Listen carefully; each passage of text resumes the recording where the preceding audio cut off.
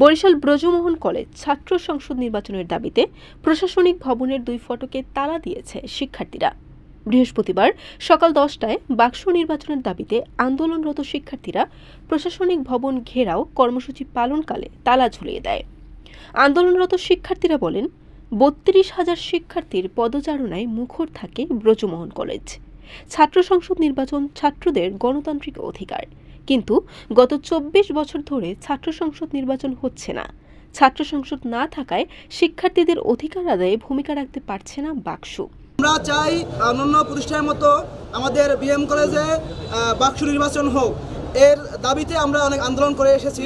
তাদের অভিযোগ, নির্বাচনের দাবিতে 1 মাসেরও বেশি সময় ধরে কর্মসূচি পালন করলেও কর্তৃপক্ষ কর্ণপাত করছে না। তাই বাধ্য হয়ে প্রশাসনিক ভবনে তালা দিয়েছেন তারা।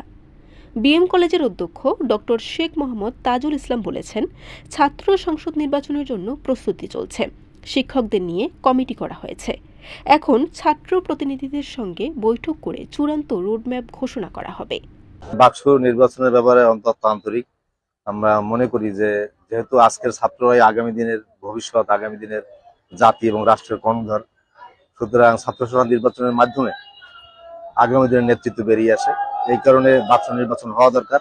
এ ব্যাপারে আমরা নীতিগতভাবে একমত এবং আমরা ইতিমধ্যে একটা টিচারদের নিয়ে একটা কমিটি করেছি, যে কমিটি বিভিন্ন ছাত্র সংগঠন এবং ছাত্র প্রতিনিধিদের সাথে আলাপ আলোচনা করে একটা ঐক্যমতের ভিত্তিতে যাতে একটা রোডম্যাপ ঘোষণা করতে পারে, নির্বাচনের রোডম্যাপ, সে লক্ষ্যে কাজ করছে। এখন এই রোডম্যাপ নিয়ে ছাত্রদের মধ্যে কিছু মতভিন্নতা আছে। আমরা চাচ্ছি যে এই মতভিন্নতা এড়িয়ে যাতে সবাইকে একত্রিত করে একটা ইনক্লুসিভ নির্বাচন করা যায়, সেই লক্ষ্যে কাজ করছি।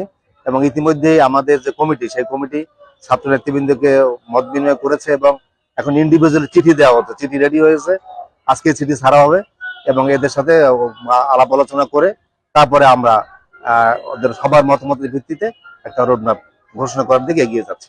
বরিশাল.নিউজ।